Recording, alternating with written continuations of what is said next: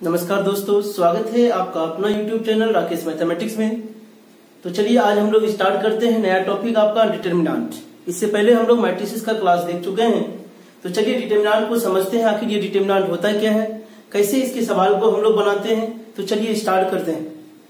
Determinant को हिंदी में सारणिक कहा जाता है। जिस तरह से मैट्रिक्स को आप आव्यूह कहते हो, उसी तरह से डिटरमिनेंट को आप सारणिक कहते हैं। तो देखिए, मैट्रिक्स का कुछ कंसेप्ट आपको डिटरमिनेंट में याद रखना पड़ेगा। बिना मैट्रिक्स के कंसेप्ट से डिटरमिनेंट को आप सॉल्व नहीं कर सकते हैं। अब जैसे मैट्रिक्स के टाइप्स को आपने देखा था, कई प्रकार के मैट्रिक्स का टाइप्स आप देख चुके हैं। तो उसमें एक इंपॉर्टेंट टाइप आपका था स्क्वायर मैट्रिक्स, जिसको आप वर्ग आव्यूह कहते हैं। तो डिटरमिनेंट के लिए आपको याद रखना पड़ेगा स्क्वायर मैट्रिक्स को, वर्ग आव्यूह को। तो आपको याद होगा कि वर्ग आव्यूह कहते किसको हैं, स्क्वायर मैट्रिक्स कहते किसको है। तो वहां आप लोग को हम बताए थे यार कि ऐसा मैट्रिक्स जिसके रो की संख्या और कॉलम की संख्या बराबर होता है, दैट मीन्स पंक्ति की संख्या और स्तंभ की संख्या बराबर होगा, वैसे आव्यूह को वर्ग आव्यूह कहते हैं। दैट मीन्स वर्ग आव्यूह के बारे में अगर आप सोचना चाहोगे तो जैसे यहां देखो 2, 3, 4, 5।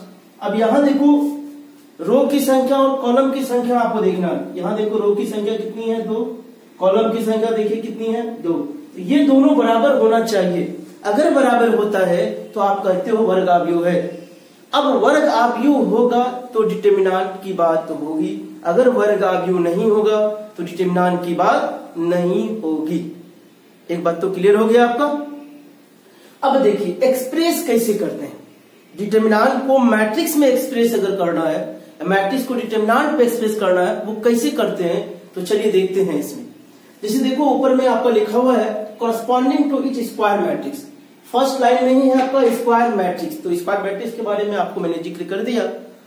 अब स्क्वायर मैट्रिक्स यहाँ पे देखो A11, A12, A13, ये सब क्या है, ये तो एलिमेंट है। इधर भी देखो आपका एलिमेंट है। तो हमने क्या देखा, लास्ट वाला यहाँ जब इस एलिमेंट को आप देखोगे तो इस एलिमेंट में आपको क्या दिख रहा है, n row n column.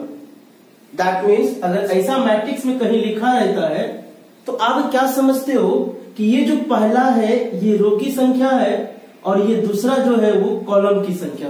That means पहला पंक्ति की संख्या और दूसरा स्तंभ की संख्या। अगर आप कोऑर्डिनेट ज्योमेट्री की बात अगर करते हो तो फर्स्ट वैल्यू को x लिखते हो, दूसरे वैल्यू को क्या मानते हो, y मानते हो। तो आपको मैंने बताया था जो ऐसा वैल्यू जो x एक्सिस पे लाई करता है, the value lies on x axis. x axis आपका रो कहलाता है और ऐसा मान जो y एक्सिस पे होगा वो आपका कॉलम कहलाएगा। तो दैट मीन्स ये रो हो गया और ये क्या हो गया, कॉलम की संख्या हो गया। अब जब यहां इसी प्रकार देखोगे तो यहाँ n रो है n कॉलम तो बराबर है। अब बराबर है इसका मतलब स्क्वायर मैट्रिक्स है। क्लियर हो गया। अब मैट्रिक्स को हम लोग वहां कैसे दिखाते थे, तो स्क्वायर ब्रैकेट से दिखाते थे। स्क्वायर ब्रैकेट किसको कहते हो आप, ये वाला ब्रैकेट जो देख रहे हो बरीकोस, इसी को आप स्क्वायर ब्रैकेट कहते हो। मैट्रिक्स के सारे एलिमेंट को स्क्वायर ब्रैकेट के अंदर रखा जाता है।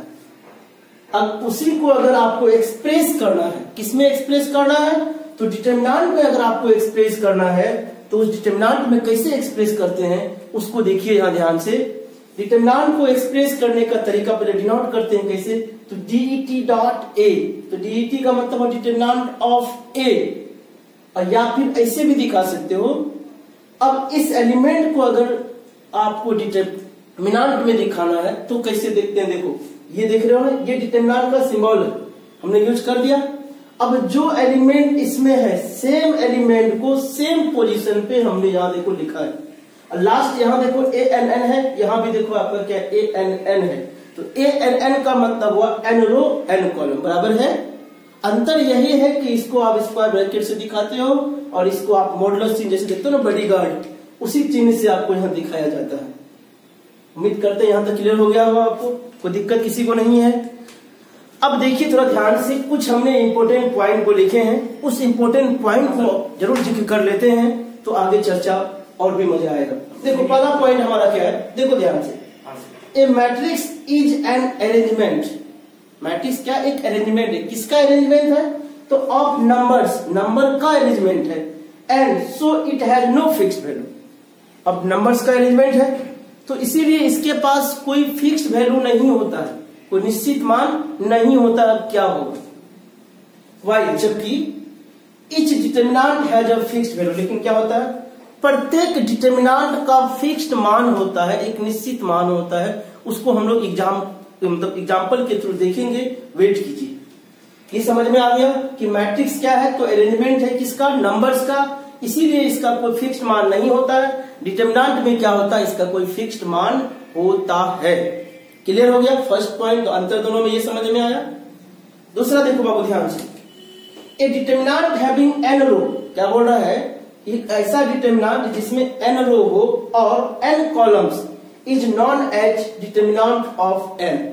अगर एन रो और एन कॉलम होगा तो उस डिटर्मिनेंट को हम लोग कहते हैं कि वो एन ऑर्डर का डिटर्मिनेंट है। तो यहाँ तो आपको पता है कि रो और कॉलम की संख्या बराबर होती है, तो इसीलिए जो रो की संख्या वही कॉलम की संख्या होगा, तो इसीलिए हम लोग इसको कहते हैं ये डिटर्मिनेंट एन ऑर्डर का है। क्लियर हो गया आपका, समझ में आ गया होगा उम्मीद करते हैं। अब एज फॉर एग्जाम्पल इसी को देख लो, ये डिटर्मिनेंट आपका क्या है, अब देखो रो की संख्या 2 है, कॉलम की संख्या 2 है, तो इसको आप क्या करोगे, डिटर्मिनेंट ऑफ ऑर्डर 2 कर सकते हैं ना जी।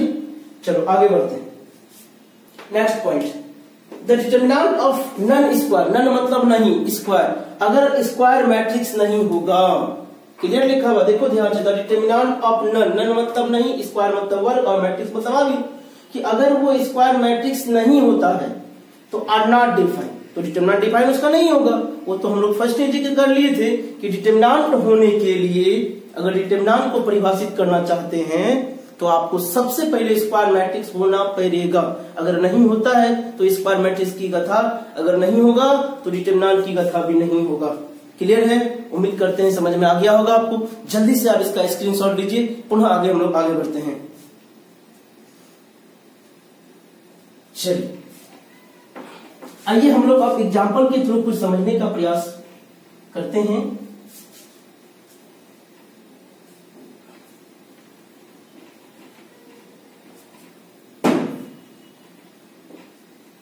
स्वरूप आप अगर देखोगे, ये देखो हम ए नाम का कोई डिटर्मिनेंट लिख रहे हैं, इसमें हम एक एलिमेंट लिख रहे हैं, तो इसको डिटर्मिनेंट कहेंगे 1 by 1 का है।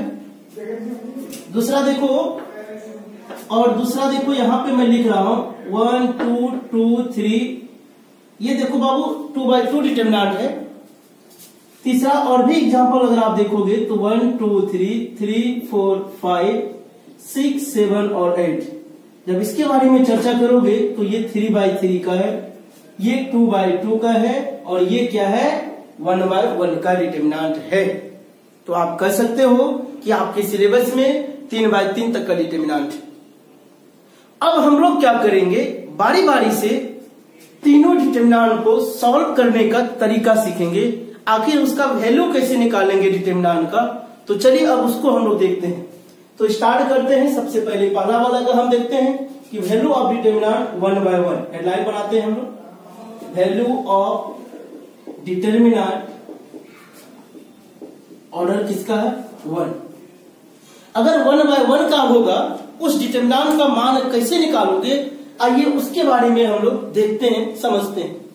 जब 1 by 1 की चर्चा अगर वो करता है तो मान लो a बराबर अगर आपके पास 2 है, तो उसका डिटर्मिनेंट अगर निकालना है तो जो एलिमेंट उसके अंदर में रहेगा, क्या बोल रहा हूं मैं, कि जो एलिमेंट उसके अंदर में रहेगा वही उसका आंसर हो जाएगा।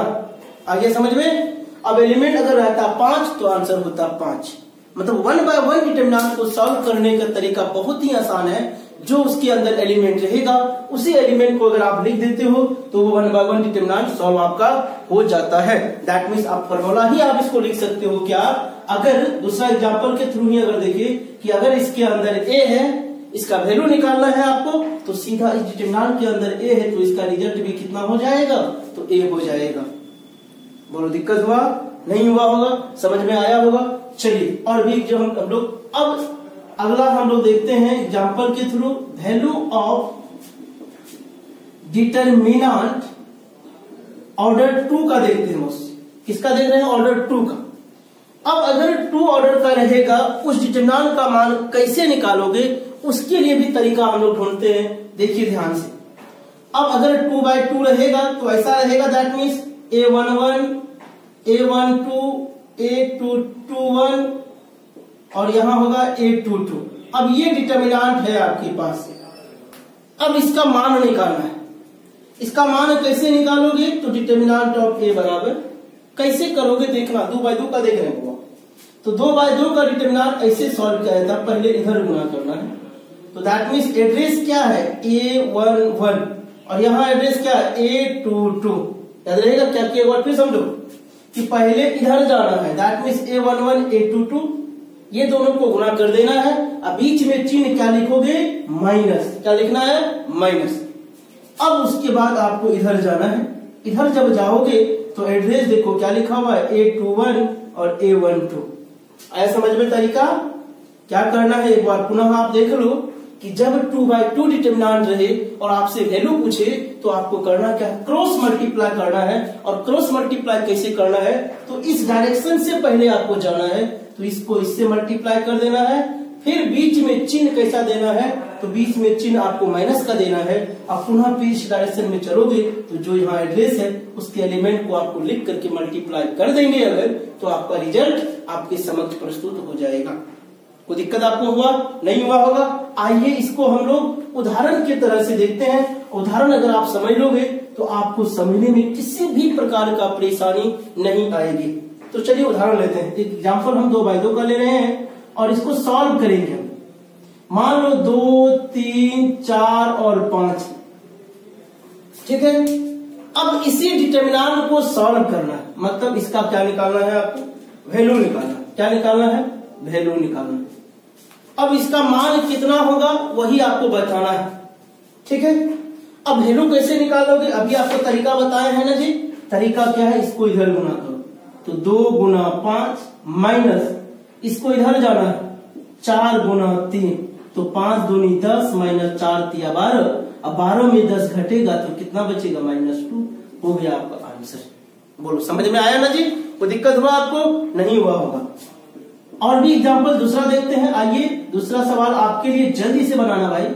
2 है, -3 है, 8 है, बोलो 4 है मान लो। अब इसको सॉल्व करना है। सॉल्व कर लोगे जल्दी से कमेंट के माध्यम से बताइए। अब जैसे ही इसको सॉल्व करोगे रिजल्ट क्या आएगा? इसको इससे गुना करना है, तो 2 गुना 4 माइनस 8 गुना माइनस क्या लिखोगे? 3। कोई दिक्कत? अब जब आगे देखोगे तो 4 दूनी 8, अब माइनस ये माइनस प्लस 8 को 3 से जब गुना करोगे तो 8 तिया कितना हो जाएगा? 24। तो 24 और 8 कितना हो गया जी? 32। बोलो समझ में आया? तो 2/2 डिटर्मिनेंट को सॉल्व करने का तरीका बहुत ही आसान है, आपको समझ में आ ही गया होगा। तो चलिए एक और उदाहरण हम लोग देखते हैं इसी के माध्यम से। अब देखो ध्यान से, cos थीटा है अपने पास, यहाँ मान लो माइनस साइन थीटा है, यहाँ साइन थीटा है और यहाँ cos थीटा है। अब इसको भी आपको क्या करना है? सॉल्व करना है कि इस डिटर्मिनेंट का वैल्यू कितना होगा। अब आप सोच रहे होगे ना सर जी कि ये सवाल आ गया cos थीटा साइन थीटा। भैया मैथ का कोई चैप्टर ऐसा नहीं है जहां साइन कोस का डंका नहीं बजने वाला है, तो साइन कोस तो आएगा ही। अब इसको सॉल्व करोगे, कैसे सॉल्व करना है, कितना रिजल्ट आएगा, चलिए देखते हैं। क्रॉस मल्टीप्लाई, इसको इधर जाना पड़ेगा, cos को cos से गुना करना पड़ेगा, तो cos थीटा गुना cos थीटा। फिर इसको इससे, लेकिन चिन्ह क्या दोगे? बीच में माइनस। साइन थीटा गुना क्या लिखोगे? Minus sine theta. बोलो आ रहा है समझ में आपको? चलिए cos गुना cos, तो cos स्क्वायर थीटा, ये माइनस और ये माइनस प्लस साइन गुना साइन क्या लिखते हो? Sine square theta. अब जैसे ही ये दोनों को सॉल्व करोगे इसका रिजल्ट आपको पता है ना जी। 10th वाले गुरुजी आपको बताए होंगे कि cos square theta plus sine square theta का वैल्यू 1 होता है, तो उसी वैल्यू को हमने यहाँ भी लिख दिया। तो बोलो 2/2 का समझने में किसी प्रकार का परेशानी है आपको? नहीं है? घर में आप होम प्रैक्टिस कीजिए, होम बनाइए, 2/2 के सवाल को बनाइए। अगर समस्या होता है तो निश्चित रूप से कमेंट के माध्यम से मुझे पूछते जाइए। तो चलिए उदाहरण लीजिए आप। चलिए आगे बढ़ते हैं। अगर 2/2 का सवाल समझ में आ गया है, एक एग्जाम्पल मैं आपको दे रहा हूं, आप बना के देखना आपसे बनता है या नहीं, तब हम लोग 3/3 की और भी अग्रसर होंगे। चलिए, एक छोटा सा सवाल है और वो सवाल आपके लिए है, आपको सॉल्व करना है। देखो सवाल क्या है, x square minus x plus 1 और बगल में है x माइनस 1, x प्लस 1 और x प्लस 1। यही आपका क्या है, एक डिटरमिनेंट है, मान लो a। इसी डिटरमिनेंट का वैल्यू निकालना है, वैल्यू कितना आएगा उसको आपको बताना है। बनेगा, तरीका वही यूज करना है, कोई नया तरीका नहीं है भाई। तो नया तरीका नहीं है तो चलिए उसी तरीका को हम लोग यहां भी यूज करते हैं और सॉल्व करते हैं, रिजल्ट कितना आएगा। तो ऐसे लिखोगे डिटरमिनेंट ऑफ ए, सॉल्व करोगे तो इसको इधर गुना करोगे, पहले इसको इससे गुना करना है तो x प्लस 1 इंटू क्या लिखोगे, x square minus x plus 1। हमने लिख दिया, बीच में चिन्ह किसका दोगे, माइनस का दोगे, x प्लस 1 और क्या लिखेंगे आप, x माइनस 1। हमने लिख दिया। अब जब आगे बढ़ोगे x को x से गुना करोगे तो एक्स स्क्वायर गुना एक्स क्यूब, एक्स को इससे गुना करो माइनस एक्स स्क्वायर, फिर एक्स को 1 से गुना करो प्लस एक्स, 1 को एक्स स्क्वायर से एक्स स्क्वायर, 1 को इससे माइनस एक्स, 1 को प्लस 1 से प्लस 1 हो गया। बोलो अभी हमने क्या किया, बस इसको गुना किया है ना, और समझ में भी आ गया होगा आपको। अब यहां देखो माइनस अपनी जगह, a plus B, A minus B, क्या लिखते हो, A square minus B square, हमने लिख दिया। अब जब आगे बढ़ोगे ये माइनस ये प्लस और ये माइनस, ये तो उड़ गया ना जी। बचा क्या किया, यहां बचा एक्स क्यूब और यहां बच रहा है आपका प्लस 1। अब यहां देखते हैं क्या बचता है, minus x square minus minus plus 1 हो गया। जब आगे बढ़ोगे x cube minus x square, एक और एक कितना हो गया, 2। यही हो गया आपका क्या, फाइनल रिजल्ट। बोलो अगर समझने में दिक्कत है तो आप मेरे को पूछ सकते हैं कि सर उस लाइन में दिक्कत है। क्लियर है? तो आप इसी प्रकार और भी प्रैक्टिस करना, घर में आप प्रैक्टिस करना, कई सवाल आप प्रैक्टिस करना, बनेगा आपसे। तो चलिए अब हम लोग 3/3 डिटरमिनेंट को कैसे सॉल्व करेंगे उसको सीखते हैं।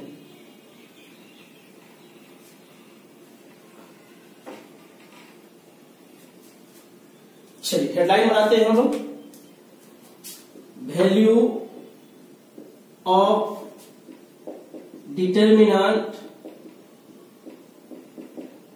3 का है ना, मतलब 3/3 सारणी के मान कैसे निकालेंगे उसका हम लोग तरीका देखते हैं। आइए एग्जाम्पल के थ्रू ही सर समझ लेंगे हम लोग। मान लो 1 2 3 4 5 6 3 2 और 1 है। देखो ये डिटरमिनेंट 3/3 का है ना जी। अब इसको आपको सॉल्व करना है, क्या करना है, सॉल्व करना है। कैसे सॉल्व करोगे आइए देखते हैं। इनको सॉल्व करने के लिए आपको एक चीज ध्यान देना पड़ेगा, ये चिन्ह को याद रखना है, plus minus plus minus plus minus plus minus plus, ये चिन्ह को आपको ध्यान देना पड़ेगा। ठीक है, अब इस तरीका को आप 6 तरीका से बना सकते हैं। ये सवाल को कितने तरीका से, 6 तरीका से। 3 रो है और 3 कॉलम है, या तो आप कॉलम में बढ़ सकते हैं किसी भी कॉलम के अनुसार, या तो आप रो में बढ़ सकते हैं किसी भी रो के अनुसार। तो आपको सॉल्व आसानी से हो जाएगा। और सॉल्व करने का आसान तरीका क्या है, तो आपको वैसे रो या वैसे कॉलम को ढूंढना है। क्या बोल रहा हूं मैं, कि वैसे रो या वैसे कॉलम को ढूंढना है जहां मैक्सिमम नंबर ऑफ जीरो होगा, जहां मैक्सिमम नंबर ऑफ जीरो होगा। भैया यहां जब मैं देख रहा हूं यहां तो कहीं भी जीरो आपका नहीं है, तो दैट मीन्स जीरो के बारे में तो दूर दूर तक कोई सोच यहाँ पे होगा भी नहीं हम लोग का। तो चलिए अब करना क्या है, तो हम ऊपर वाले के अकॉर्डिंग जाना चाह रहे हैं। अब जैसे ही ऊपर वाले के अकॉर्डिंग चलोगे, दैट मीन्स 1 2 3 के बारे में सोचोगे, तो चिन्ह क्या लिखा हुआ है, प्लस माइनस प्लस, हमने चिन्ह का लिख दिया। अब चाहते तो इस वाले के अकॉर्डिंग भी बढ़ सकते थे, इस वाले के अकॉर्डिंग भी बढ़ सकते थे, इस वाले के अकॉर्डिंग भी बढ़ सकते थे, किसी रो या किसी कॉलम के अकॉर्डिंग आप जा सकते हो। क्लियर? तो चलो ऊपर वाले के अकॉर्डिंग चलते हैं, देखना ध्यान से समझ में आएगा आपको। जब यहां +1 है तो हमने भी लिख दिया क्या, +1 लिख दिया हमने। अब जैसे ही +1 लिखिए, अब जब 1 के बारे में बात हो रहा है तो इसके कॉलम इसके रो को ढक दो। इसके आजू इसके बाजू को हमने ढक दिया, देखो रो कॉलम को ढक दिया। क्या क्या बच रहा है, 5 6 2 1 और साथ में बॉडीगार्ड भी बच रहा है। तो जो बच रहा है उसको लिखो 5 6 2 1 और साथ में बॉडीगार्ड हमने लिख दिया। फिर आगे बढ़ोगे, यहाँ क्या लिखा हुआ है -2, तो हम भी लिख दिए क्या -2, हमने -2 को लिख दिया ना जी। अब जैसे -2 को लिखे, अब 2 वाले का कॉलम देखो ये है और 2 वाले का देखो रो ये है, इसको ढक दिया ना जी। अब जैसे ढके तो क्या बचा, 4 6 3 और 1 और साथ में बॉडीगार्ड, जो बच रहा है उसको लिखिए 4 6 3 और 1 साथ में बॉडीगार्ड। हो गया क्लियर। अब यहाँ देखो चिन्ह प्लस है और 3 है, तो हमने भी लिख दिया प्लस और क्या 3। अब 3 वाले को सोचना पड़ेगा, तो 3 का रो 3 का कॉलम देखो हमने ढक दिया। क्या क्या बच रहा है देखो 4 5 3 2, तो जो बच रहा है उसको लिखते हैं 4 5 3 और 2 और साथ में बॉडीगार्ड। क्लियर। एक बार फिर से देख लो, मेन चीज यही है भैया। अगर 1 के बारे में सोचोगे तो 1 का कॉलम 1 का रो को ढक दो, 5 6 2 1 देखो लिखा हुआ। अब -2 है हमने लिख दिया। अब 2 के बारे में सोचोगे, इसका कॉलम इसका रो को ढक दिए, क्या बच रहा 4 6 3 1 4 6 3 1। अब +3 के बारे में देखो, +3 का कॉलम इसका रो ढक दिए, 4 5 3 2 4 5 3 2। क्लियर हो गया ना। अब आइए इसको सॉल्व करते हैं। कैसे सॉल्व करेंगे देखिए ध्यान से। जब इसके बारे में देखोगे 1 तो है अपने पास, इसको सॉल्व करने के लिए भी सिखाया है कैसे तरीका, इसको इससे गुना इसको इससे गुना। जब इसको इससे गुना करोगे तो 5 गुना 1 -2 गुना कितना लिखोगे 6। फिर -2 के बारे में सोचोगे, इसको इससे 4 -6 या 18 हो गया। कोई दिक्कत है, आप डायरेक्ट भी कर सकते हो, कोई दिक्कत तो नहीं होगा आपको। +3 इसको इससे 4 गुना 2 -3 गुना कितना हो गया 5। बोलो आगे समझ में। जब आगे बढ़ोगे 1 इंटू 5 एकम 5 6 दूनी 12 -2 18 में 4 जाएगा कितना बचेगा -14 +3 4 दूनी 8 5 3 15। हो गया क्लियर। आइए सॉल्व करते हैं। 1 इंटू 12 में 5 जब घटाओगे तो -7 बचेगा -2। अब -14 रहने दीजिए अभी फिलहाल, बाद में गुना कर लेंगे हम। 3 गुना, जब इसके बारे में सोचोगे 15 में 8 गया -7 बचेगा। क्लियर है। आइए सॉल्व करते हैं। -7 हो गया, माइनस प्लस 7 और 14 दूनी 28 और -7 या कितना हो गया 21। जब आगे देखोगे तो 21 और 7 -28 + 28 कट के कितना हो गया 0 आंसर हो गया। बोलो समझ में आया आपको, कोई दिक्कत है आपको किसी